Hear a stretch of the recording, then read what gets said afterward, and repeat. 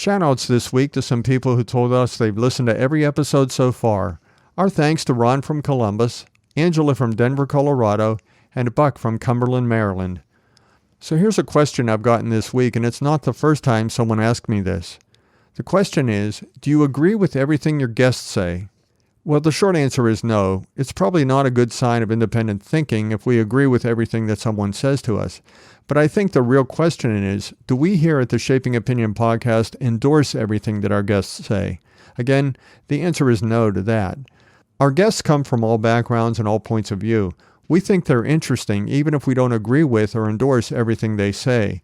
And we think you feel the same way. At the same time, we do believe in treating guests like, guests. We respect them and their opinions, and we try to have a great and positive conversation that we think you'll enjoy. As for today's episode, I'll let you in on a little secret. We do endorse everything our guest Thor Ringler has to say. Keep those questions and ideas coming. Send your thoughts to me through email at tim@shapingopinion.com. If you want, we can give you a shout out.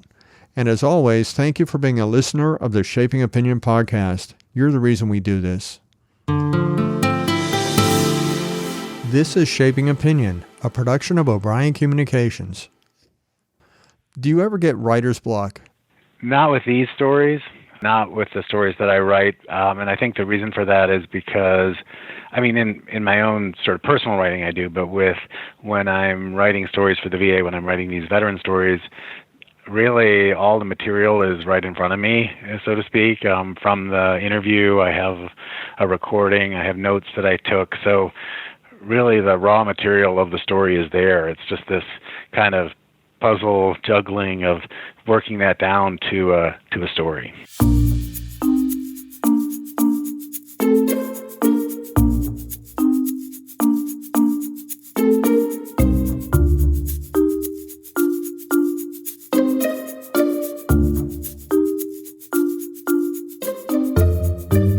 I'm Tim O'Brien. In this episode of the Shaping Opinion podcast, we're joined by Thor Ringler. He's at the forefront of an effort by the U.S. Department of Veterans Affairs to tap the power of narrative medicine. The premise of our podcast is simple. We talk about people, events, and things that have shaped the way we think. Today we're going to talk with Thor about his work. It centers on making sure that the VA health system sees patients as more than a number, more than a condition, and more than a chart, but rather as people, each with his or her own story. If you wanted to find Thor Ringler, you'd have to go to the VA Medical Center in Madison, Wisconsin. That's where he works, but he's not a doctor, a nurse, or a physical therapist.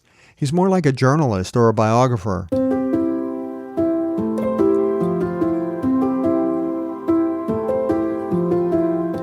His job is to sit down with patients and learn their life story, beyond their health symptoms or medical history.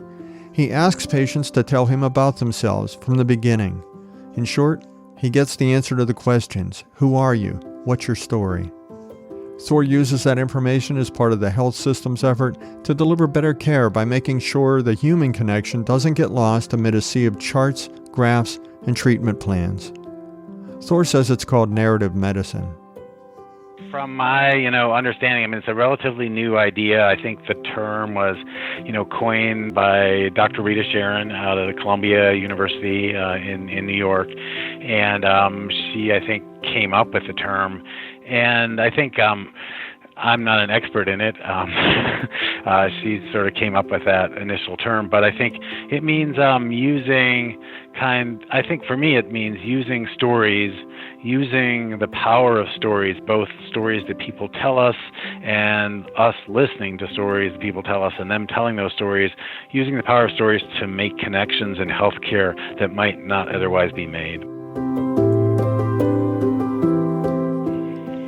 Well, how does someone like yourself become a narrative medicine writer?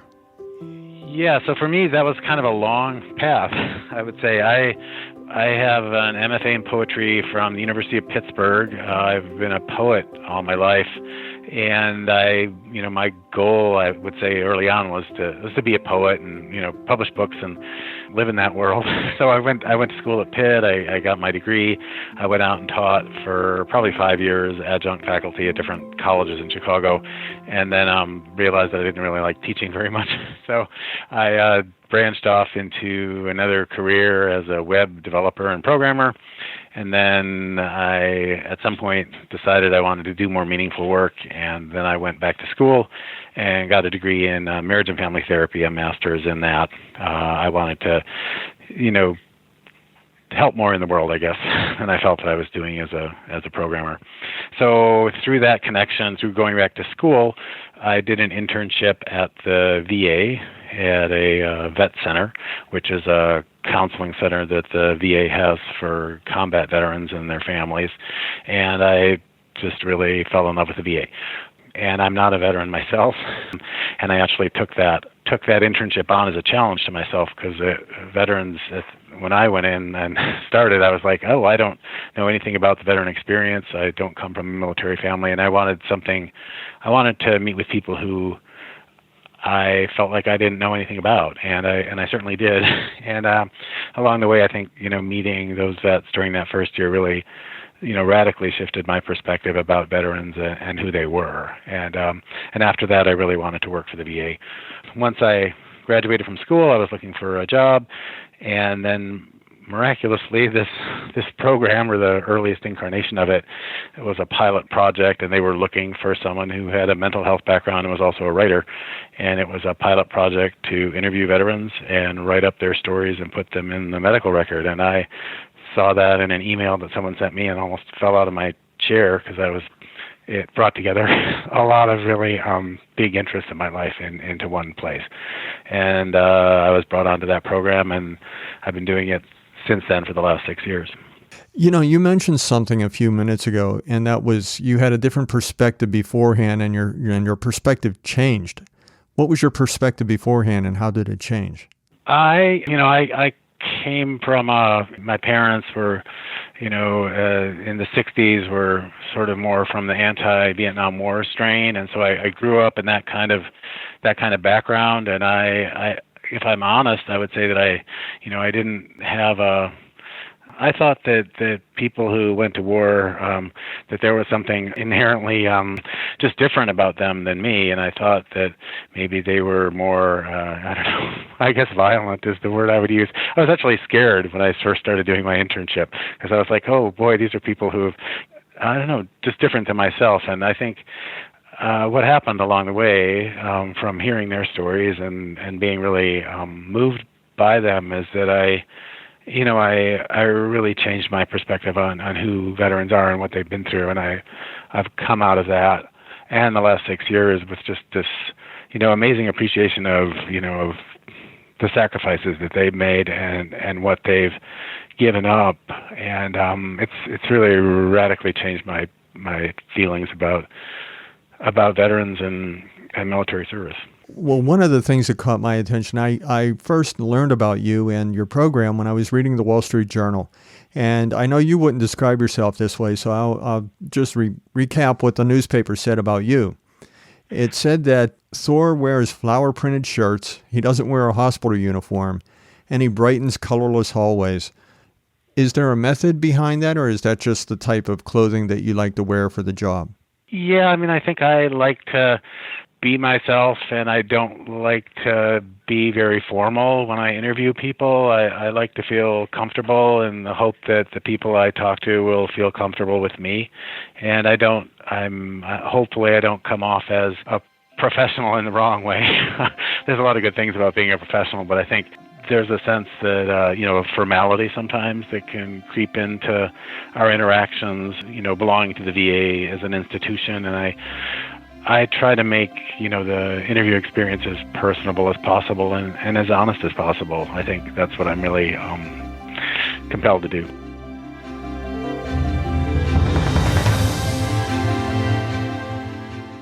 Well, let's do a day in the life for you, and maybe not a day in the life, but a patient in the life. And so it's today is Friday. So you get up today, you come to work today, it's Friday, and you have a new patient.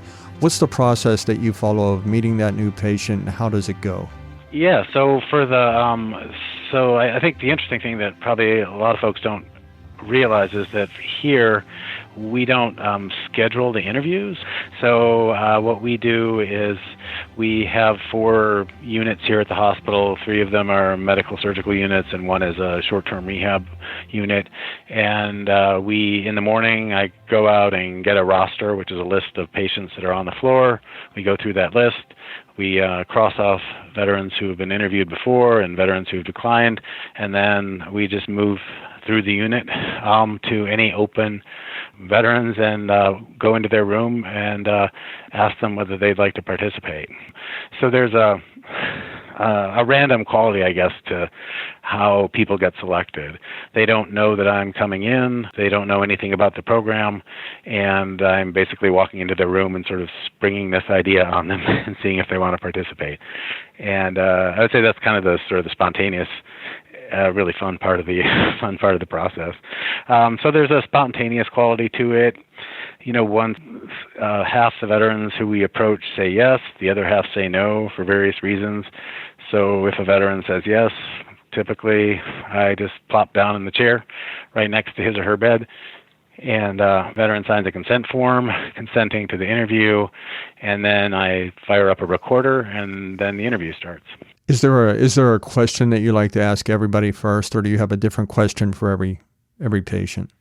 For me, I always ask, where would you like to start? Where do they usually start? Do they usually start with their condition now and where they are now, or do they go right back to another time in their life? Usually back to another time in their life. I would say that half the people I ask that question to say, well, I don't know, you're the interviewer, tell me. And the other half usually start with either going into the military or where they were born and grew up. Now, I understand that essentially you come up with a story that goes into the patient's record that hopefully the hospital staff will look at and start to see this patient as more than just a number, somebody that has their own story. How long is a typical interview? So typically it's about 45 minutes to an hour. And does the patient see the value in it immediately after you've done the interview, or do they wait until they read your draft before they start to realize what it was you've done for them? I think there's a couple different realization points for the patient when I interview him or her. I think as the interview sort of settles down and we kind of, take stock of each other and they take stock of me and sort of figure out, who is this person and what kind of questions are they going to ask me? There's, obviously a relaxation on their part and sort of a growing openness during the interview to talk about things that matter more and more to them, that may be more personal. And I would say that by the end of the interview, almost all the time, there's just this, frequently people say people say to me, this is a wonderful experience. I really liked being interviewed. And there's just a sense of being listened to, I would say, that comes in really strongly at the end. So I would say that's kind of the first kind of shock, I would say, of what we're doing, because we really are just genuinely listening to them for almost an hour. Well, let's talk about some of those stories. One of the stories that I read about in the journal was a man by the name of Fred Lenzen. Yeah. He was an Army veteran, and he wouldn't talk about losing his foot in Vietnam. That's what they said. Yeah. Can you tell us a little bit about Fred? Yeah, so Fred was someone who I knew before I interviewed him. I had known him in another context, and then at some point he was in the hospital, and I was surprised and just ended up, going to his room and saying, explaining the project and asking whether he'd like to be interviewed. He was really open to that, and he told this, pretty amazing story of being in Vietnam and, receiving this injury, losing his foot, and then, later on in the hospital in Japan, coming close to losing his life from loss of blood from a complication from that. And this story, for me, was just so compelling because 40 years later, Fred started reaching out to the people that he'd been with in Vietnam when this happened, his buddies there in the service, but also his nurse who had nursed him in the hospital in Japan and who later was his nurse again in the U.S. at Fitzsimons Army Hospital in Colorado. And this whole part of the story of reaching out, reconnecting with these people from this difficult sort of time in his life was just such a moving part of the story to me, that he would reach out and make these connections. And then once he did that, somehow becoming more comfortable with, what had happened and what he'd experienced, and starting to become more comfortable with, thinking about that time. And so for him, this story, once it became done and once he approved it, the story became a way for him to share his experiences with other people in his family. I don't think he could, he told me, that he couldn't tell them the story. He couldn't recount the story to them because it was too emotional for him, and he would essentially, break down if he told it. But he was able to either give them a copy of his story and say, read this, or he actually put it up on his Facebook page, so he would tell people, oh, you can go there and read it there. So for him, the story was this medium for him to tell other people in his life about that experience that he wouldn't have been able to otherwise. So he was like a lot of veterans who didn't talk about a lot of the specifics of what they went through in Vietnam and maybe after the war. And you said the emotions were pretty raw all through the years, right up until not long before he died, right? Yeah, that's right. Yeah, so for him it was just kind of and the chance to be able to work with him and tell his story, and then for him, to be able to, use that story in his own life to tell his story to his friends and family. It was truly an honor to be a part of that process, a small part of that process, and just to be able to provide that for him. So, well, your work actually helped Fred. I know that because the story that was written about you and about this program said that Fred was asked about his injury, and one of the nurses at the VA hospital thought it was because of his diabetes, but he told her to read the story that you wrote, and she came back with a whole different attitude. So that's one case where it worked. Do you find that these stories really do help the staff see these patients as the stories that they have to tell? Yeah, I think that's really the hope of why we do this, why I do it, and why the other staff here and the volunteers, is the hope is that we can get providers, get staff to see veterans differently, to know them from a different perspective. And it's funny when you ask that question, I'm thinking about myself and my own experience with the veterans and military service, and how radically my perspective changed when I started to listen. And I think that experience just informs so much of how I approach this program, because I really truly believe that if you openly listen to someone else, even if you have a totally different experience than them, it can radically change your perception of who they are. Well, Fred was a Vietnam veteran. You've obviously talked to people from different ages, different genders, different experiences. How would you compare the Vietnam veterans that you've talked to with maybe the people that have served their tours of duty in Afghanistan and Iraq? Yeah, I would say that there's some big differences there, and I think obviously one of the highlights, or one of the pain points of the Vietnam experience for veterans and for the military folks who served there, was this homecoming story, and coming home to a nation that was divided about whether we should be at Vietnam or not. And so I think a lot of the Vietnam veterans who I interview, especially those who served in combat, but even those who didn't, that theme is a part of their stories. That theme of coming home, being either shunned or actively, disregarded or criticized for what they'd done, and essentially kind of going into a kind of hiding from the culture, and distancing themselves from what they did. So I think that kind of experience is unique to Vietnam. The more recent conflicts in Iraq and Afghanistan, that element is completely different now. I think that almost everyone agrees that the homecoming that we've been giving to vets who come back from Iraq or Afghanistan is very different than the one that we as a country gave to those who came back from Vietnam.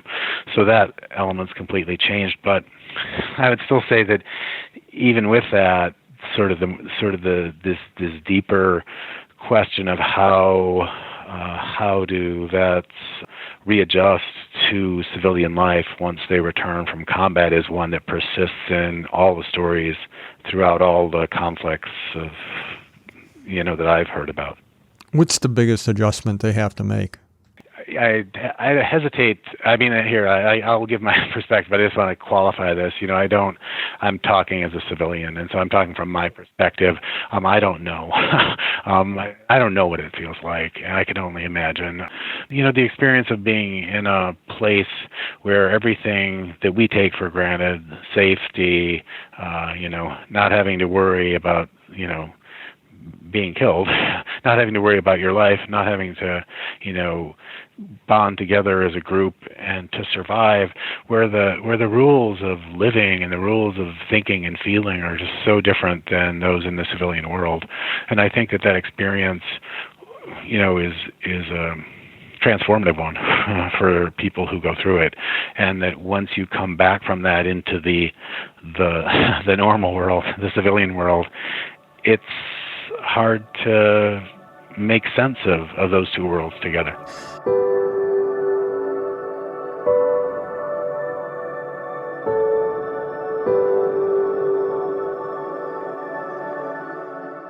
Is there any one story that sticks out for you that you just can't forget that person or you can't forget that story?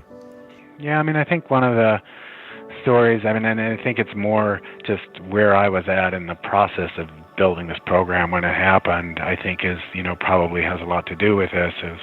He was a Vietnam vet also, and he had served in Vietnam, but also in Germany after Vietnam, and he'd actually been injured in Germany on the border between East Germany and West Germany, where he was doing patrol, and came back to the United States with barely living through this experience, and had a bad homecoming experience.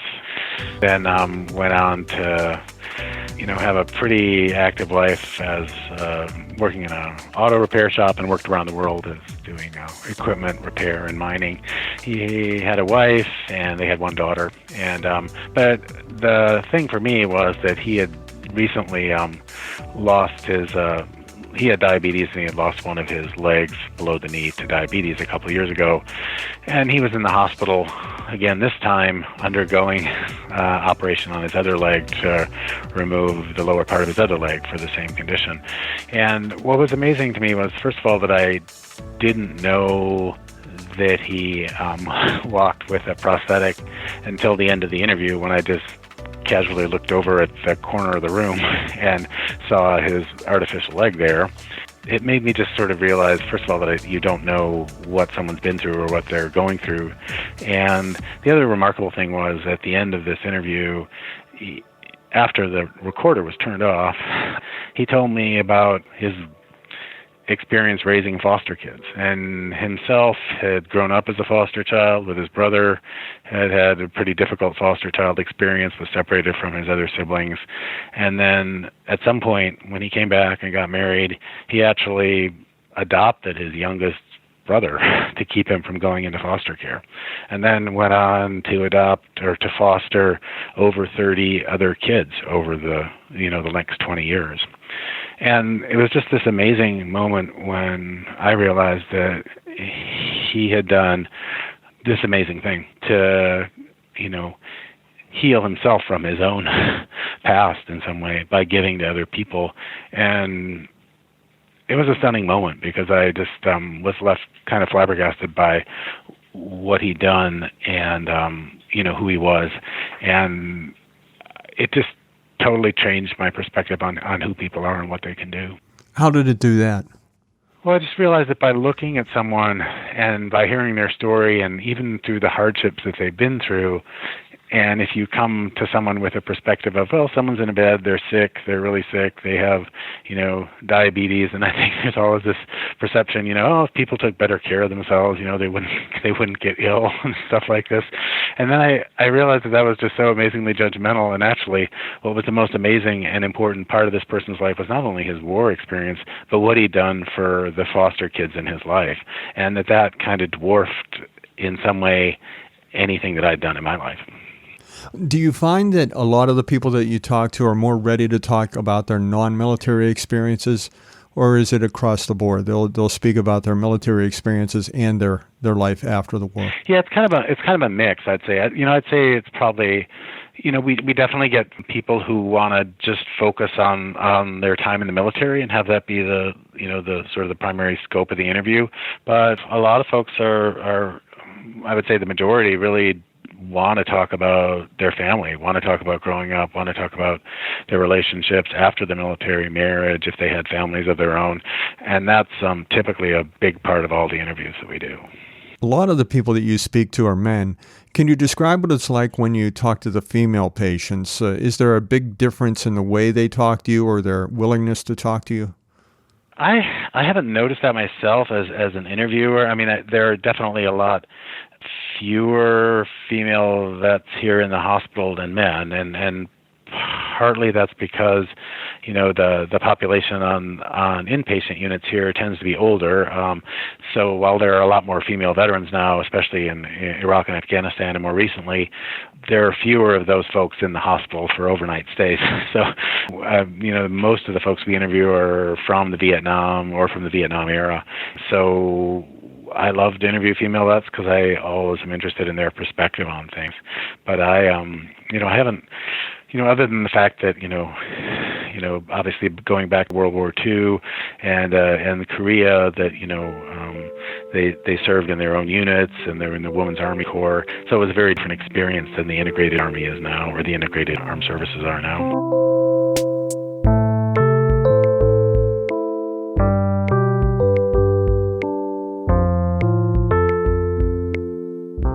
I saw that you had already by now have done over 2,100 stories, and You've done this with other people. You have a team. How big is the team of people that you work with that collect these stories? Yeah, so at Madison, I have there's 2 writers here, staff writers who work with me on the project, and Seth and Bob, and they're both half-time here, doing interviewing and writing like myself, and so we sort of form the team of staffers here at Madison. We also have a pretty, big, steady group of volunteers, and they range in number from anywhere from 8 to 15, just depending on, how many we have at one time. And our volunteers do 2/3 of the stories that we do here at the hospital. Is there a standard way that everybody is instructed to collect these stories so that there's some consistency in what the doctors are reading? Yeah, I mean, I would say that there's a format for there's not a format for the stories, but we have certain guidelines that we use to write the stories, and they're pretty simple. So basically, our stories are told in the first person, so told in the voice of the veteran. They reflect his or her words, the language they use during the interview, and they're 1,000 words long, approximately. Some are longer, some are shorter. And that's those are kind of the rules of the story, if you will, that we teach people. And so that gives a consistency, I would say, to the stories. But then within that, the stories themselves are amazingly diverse. And you mentioned earlier that the assignments are somewhat random, but there has to be some sort of a process to identify why certain patients should get this attention before others.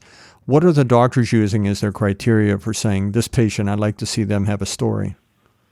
Yeah, so for the referrals that we get from doctors, and those are where a provider here at the VA, meets with a veteran and then, either mentions to the veteran the program and then or thinks, after talking to him or her that he or she might be a good candidate. I think, that's a really good question. I think there's a couple things. I mean, I think for one criteria is probably age. So I think if we tend to get a lot of referrals for World War II and Korean veterans just because they're older and there are fewer of them, and some of them have amazing stories from that time. So I think that's one criteria. I think another one is, if a veteran starts telling stories to the provider, during a visit, and seems to be someone who's a storyteller and wants to interact in that way, I think they tend to refer them to us that way too. And I think that's another criteria. Are the doctors using you in a sense to be therapeutic for the patient, or is it or do they really want to see that information on that page? I think it's a combination of both those things. I think that there's a realization that the interview process in itself is, while it's not therapy, and we're not, therapists, providing that. It's definitely therapeutic for many, if not all, of the veterans who we interview. It's just a therapeutic thing for them to do, to be able to be listened to and sort of gather their thoughts and reflect on their life. So I think that, I think providers realize that's one of the things that the interviews do. But, from our own surveys and the feedback that we get from providers here, they definitely see value in the stories themselves for the kinds of insights that the stories can provide to them in their work with veterans. Well, I know you've gotten a good endorsement from your boss. His name is John Rohr, and he's one of the people who said that he told the Wall Street Journal that he's been a patient, and he noticed that providers rarely take the time to think about the patient as a whole person. Yeah. And then he said that electronic medical records make this more paramount, that in the days of electronic medical records, you don't see the little side notes that doctors might make in the margins of a paper chart. Right. Some doctors might have in the past said, this patient was talking to me about his war history, and they might make little notes on the paper chart. Well, with electronic records, you don't have that opportunity. Do you find that this is filling that gap? Yeah, I think that's a really good point that he made, and then that you're making right now. Is I think in some ways, the electronic record, while it's become this very convenient sort of repository for huge amounts of information, suffers because of the huge amounts of information. Because if you're someone who's in the health record and has been there, you'll very quickly become overwhelmed by how much data is in there. And the issue is that there's no place where that data is synthesized into something that's a narrative. So there would, if I were to go into some of, into the charts of some of the veterans who I interview, I might be able to, after 2 days of going through hundreds of notes, I might be able to glean like a couple paragraphs of someone's history from that and who they were. But the amazing thing about a story is that it creates this sort of central location where, you can quickly go to the story and say, oh, what matters to this veteran? What's important to them? What have they been through? What do they want me to know about them? Well, I saw something that you said in that article, and that you said that when you were younger, you wanted to be a poet, and obviously you studied to be a poet. Yeah. But you said this work is the most meaningful you've done. What do you mean by that? Well, I think what I meant by that is just that it's, for me at least, as a writer, it's probably the only time when I've been writing where I truly feel that the end product and that the work that I put into it is for somebody else, purely, not me. I love that, that we're able to, that myself and the other writers here are able to, use the skills that we have and the, the abilities that we have to help other people in this way, to help them tell their stories, to help them be heard. It's incredibly meaningful to be able to do that. Is there a story that you're looking for that you haven't heard yet? Is there that story you're almost waiting to hear someday when you sit down with that veteran? No. For me, the amazement and the thing that calls me back to this, the thing that calls me back to this over and over again, and the thing that compels me, is that every story I hear is new, is different, is compelling in its own way, and always a surprise. And it never gets old to me. I'm just constantly amazed by just the breadth, variety, intensity, beauty, horror of, our human experience. It's amazing. Well, I want to go back to one thing you said earlier and I want you to complete a sentence for me if you can. Sure. You said your mind was changed on veterans, and you described it, I thought, pretty well. So prior to doing this work, you had an opinion of veterans, and you thought, as you said, that they might be more violent than you were. Yeah. If I were to just ask you to finish this sentence today, what would it be? And the sentence would be, veterans are... I would say veterans are worthy of being listened to and deserve special listening because of what we ask them to do for us. And what we ask them to do is a hard thing, and we should acknowledge that and honor it by listening to their stories and knowing who they are. Sword Wrangler, thank you for joining us today. Thanks so much, Tim. I really enjoyed talking with you today, and thanks for having me on the call.